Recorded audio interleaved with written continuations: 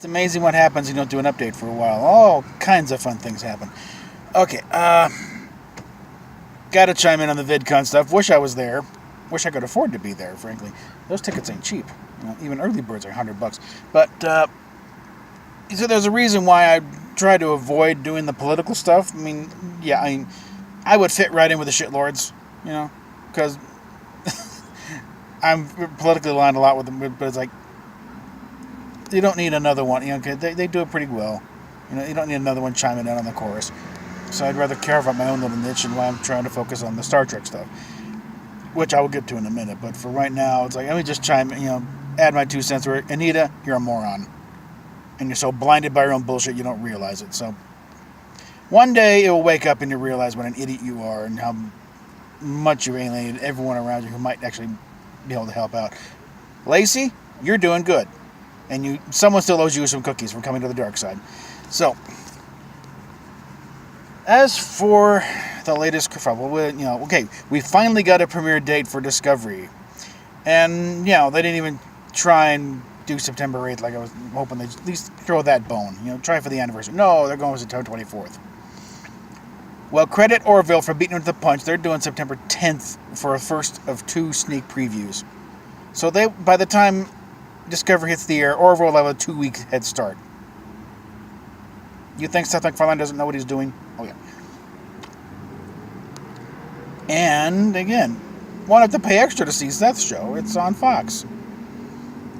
Not that I'm going to pay for Discovery anyway. I got connections, so that's as far as I'm going to say.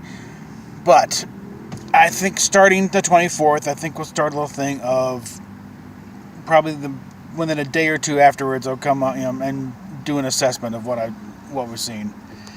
And I'm giving up being angry about it at this point, because it's clear it's a reboot. As soon as they come out and admit it, it'll be better for all concerned. So once the marketing wanks and get out of the way and say, no, it's not. Once that transporter picture came out, it was official. It's a reboot.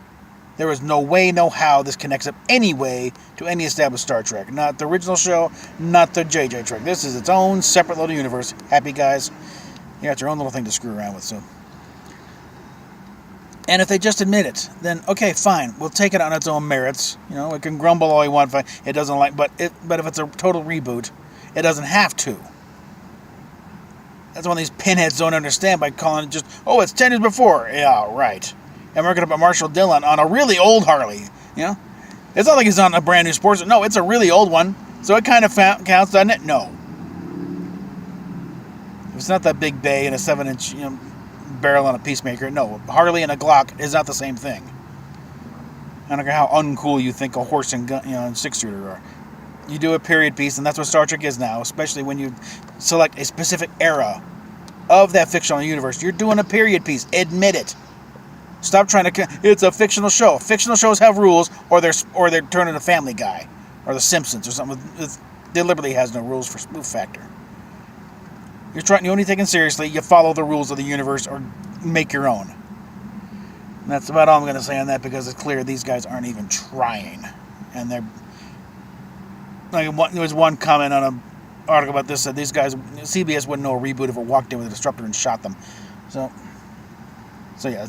At some point, and I think even Trek Collector said, we'll do what we do always in these situations. We'll shuffle it off ourselves to a separate universe, because they've already done it themselves. Between the uniforms and the ships and the technology. No, there's no way this ship is flying around at the same time as Captain Pike and the Enterprise. So